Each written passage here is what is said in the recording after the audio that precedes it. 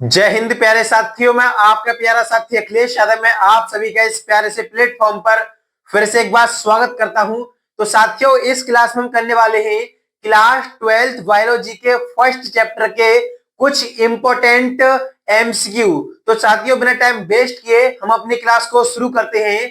जैसा कि सबसे पहला एमसीक्यू है, गेहूं में परागण किसके द्वारा होता है? यानी कि गेहूं होता है उसमें परागण किसके द्वारा होता है?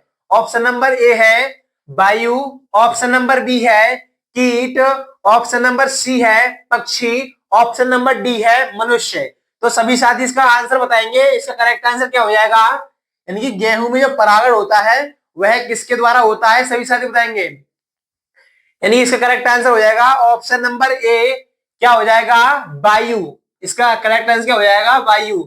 यानी कि जो गेहूं में परागण होता है वह वायु के द्वारा होता है। उसके बाद नेक्स्ट क्वेश्चन देखेंगे। नेक्स्ट क्वेश्चन है, बीजांड विकसित होकर क्या बनता है? यानी कि बीजांड जो होता है विकसित होकर क्या बनता है? ऑप्शन नंबर ए है फल, ऑप्शन नंबर बी है फूल, ऑप्शन नंबर सी है बीज, ऑप्शन नंबर डी है बीज पत्र। सभी साथी इसका करेक्ट आंसर बताएंगे। यानी फल जो होता है वह तो अंडा से जो होता है वो फल वो बन जाता है, यानी विकसित होने के बाद जो अंडा से होता है वह तो फल में बदल जाता है। जबकि बीजांड जो होता है वह किस में बदल जाता है? तो बीज में। किस में बदलता है? बीज में। इसका करेक्ट आंसर क्या होगा?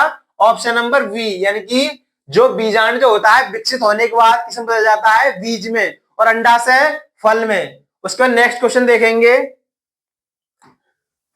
नेक्स्ट क्वेश्चन है, इनमें से कौन जंतु कोशिका में नहीं पाया जाता है? यानी कि इनमें से कौन है जो जंतु कोशिका में नहीं पाया जाता है? यानी कि मतलब जो एनिमल सेल जो होती है इनके अंदर नहीं पाया जाता है। यानी कि सबसे पहला है option number A chloroplast, option number B है माइटोकॉन्ड्रिया, ऑप्शन नंबर सी है राइबोसोम, ऑप्शन नंबर डी है गोल्जी बॉडीज। यानी कि इनमें से कौन है जो कि मतलब जंतु कोशिका यानी एनिमल सेल में नहीं पाया जाता है? यानी क्लोरोप्लास्ट है जो कि मतलब केवल पादप कोशिका में पाया जाता है, जबकि जंतु कोशिका में नहीं पाया जाता है। यानी कि हरित लवक जो होता है वह मतलब उनमें जो पादप कोशिका होती है उनमें पाया जाता है, लेकिन जंतु कोशिका में नहीं पाया जाता है। यानी माइटोकॉन्ड्रिया पाई जाती हैं और राइबोसोम भी पाए जाते हैं, गोल्जी बॉडीज पाई जाती हैं, जबकि क्लोरोप्लास्ट है वो जंतु कोशिका में नहीं पाए जाते। तो ऑप्शन नंबर ए जो होगा इसका करेक्ट आंसर हो जाएगा। क्या हो जाएगा? ऑप्शन नंबर ए जो होगा इसका करेक्ट आंसर हो जाएगा।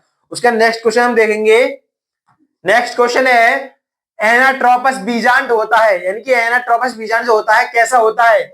ऑप्शन नंबर ए है सीधा, ऑप्शन नंबर बी है उल्टा, ऑप्शन नंबर सी है टेढ़ा, ऑप्शन नंबर डी है इनमें से कोई नहीं। सभी साथी इसका करेक्ट आंसर बताएंगे। क्या इसका करेक्ट आंसर होगा?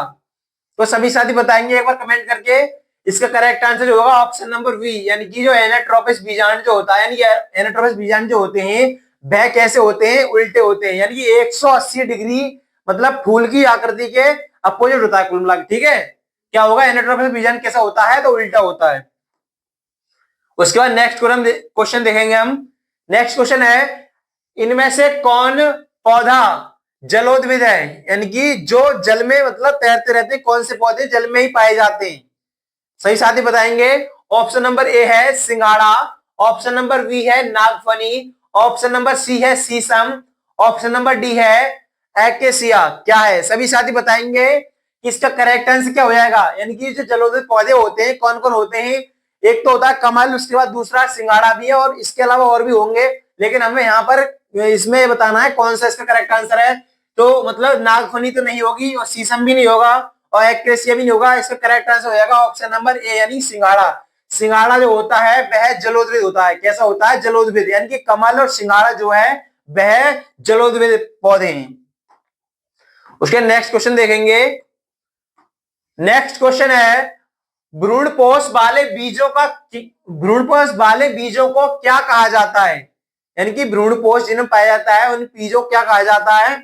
ऑप्शन नंबर ए है एपोकार्पिक, ऑप्शन नंबर बी है बहुभ्रूणता, ऑप्शन नंबर सी है एंडोकार्पिक, ऑप्शन नंबर डी है एंडोस्पर्मिक। तो सभी साथी बताएंगे इसका करेक्ट आंसर क्या होगा। सभी साथी बताएंगे इसका करेक्ट आंसर क्या होगा। यानी कि एपोकर्मिक तो नहीं कहा जाएगा, बहुविरुद्धता भी नहीं कहा जाएगा, उसके बाद इसमें जो सी ऑप्शन है वो भी नहीं होगा। इसका डी आप जो आंसर है वो करेक्ट हो जाएगा। यानी कि जो भ्रूणपोष वाले बीजों को क्या कहा जाता है? तो उन्हें कहा जाता है एंडोस्पर्मिक, यानी भ्रूणपोषी। क्या कहा जाता है? भ्रूणपोषी। उसका नेक्स्ट क्वेश्चन हम देखेंगे। नेक्स्ट क्वेश्चन है, निम्नलिखित में से कौन जलीय जंगली घास है? यानी कि निम्नलिखित में से कौन है जो कि जलीय जंगली घास है? तो सभी साथी बताएंगे इसका करेक्ट आंसर क्या होगा। ऑप्शन नंबर ए है ट्रापा, ऑप्शन नंबर बी है हाइड्ला, ऑप्शन नंबर सी है जलकुंभी, ऑप्शन नंबर डी है बी और सी दोनों। सभी साथी बताएंगे इसका करेक्ट आंसर क्या होगा। तो यानी हाइड्रा और जलकुंभी दोनों होते हैं वह जलीय जंगली घास है, यानी कि ऑप्शन नंबर जो डी होगा इसका करेक्ट आंसर हो जाएगा। और जो मतलब जलकुंभी होती है उसे बंगाल का आतंक भी कहा जाता है, यानी कि जो जलकुंभी है उसे बंगाल का आतंक कहा जाता है। नेक्स्ट क्वेश्चन है, वायु परागण किसमें नहीं होता है? यानी कि जिनमें ये ऑप्शन दे रखे हैं इनमें से कौन से ऐसे पौधे हैं जिनमें वायु परागण नहीं होता है। ऑप्शन नंबर ए है घास, ऑप्शन नंबर बी है मक्का, ऑप्शन नंबर डी है गेहूं, ऑप्शन नंबर डी है सालविया। तो सभी साथी बताएंगे इसका करेक्ट आंसर क्या होगा। यानी घास में तो वायु परागण होता है और मक्का में भी वायु परागण होता है, गेहूं में भी होता है, लेकिन सैलविया जो है इसमें वायु परागण नहीं होता है। उसका नेक्स्ट क्वेश्चन हम देखेंगे। नेक्स्ट क्वेश्चन है, निम्नांकित में से किस पौधे में स्वपरागण होता है? यानी कि इनमें से कौन से पौधे हैं जिनमें स्वपरागण की क्रिया होती है। ऑप्शन नंबर ए है एक लिंगी में, ऑप्शन नंबर बी है द्विलिंगी में, ऑप्शन नंबर सी है ए तथा बी दोनों में, ऑप्शन नंबर डी है इनमें से कोई नहीं। सभी साथी बताएंगे इसका करेक्ट आंसर क्या हो जाएगा। तो इसका करेक्ट आंसर जो होगा ऑप्शन नंबर होगा सी, यानी कि ए तथा बी दोनों में, यानी कि स्वपरागण क्रिया होती है वह एक लिंगी पुष्प में भी हो जाती है। लेकिन जो स्वयुग्मन होता है, स्वपरागण जो होता है वो दो प्रकार का होता है, एक तो होता है स्वयुग्मन, एक होता है सजात पुष्पी। जो स्वयुग्मन होता है वो द्विलिंगी पुष्पी अनिवार्य होता है उसके लिए, लेकिन सजात पुष्पी में ऐसा हो सकता है कि एक लिंगी हो जाता है। यानी कि जो स्वपरागण क्रिया है एक लिंगी तथा द्विलिंगी दोनों पुष्पों में संभव है। उसका नेक्स्ट क्वेश्चन हम देखेंगे।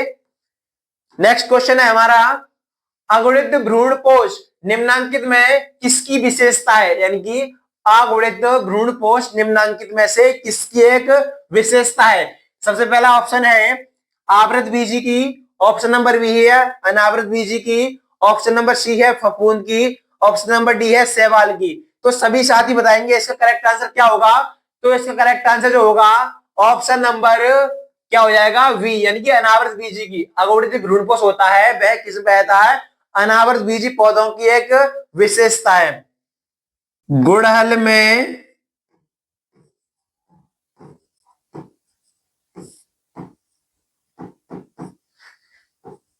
किस प्रकार का परागण होता है? किस प्रकार का परागण होता है? यानी कि ऑप्शन नंबर ए होगा स्वपरागण, ऑप्शन नंबर बी होगा पर परागण। तो सभी साथी इसका करेक्ट आंसर जो बताएं वो कमेंट में बताएं। तो साथियों आज के लिए बस इतना ही, मिलते हैं नेक्स्ट वीडियो में, तब तक के लिए सभी प्यारे साथियों को जय हिंद।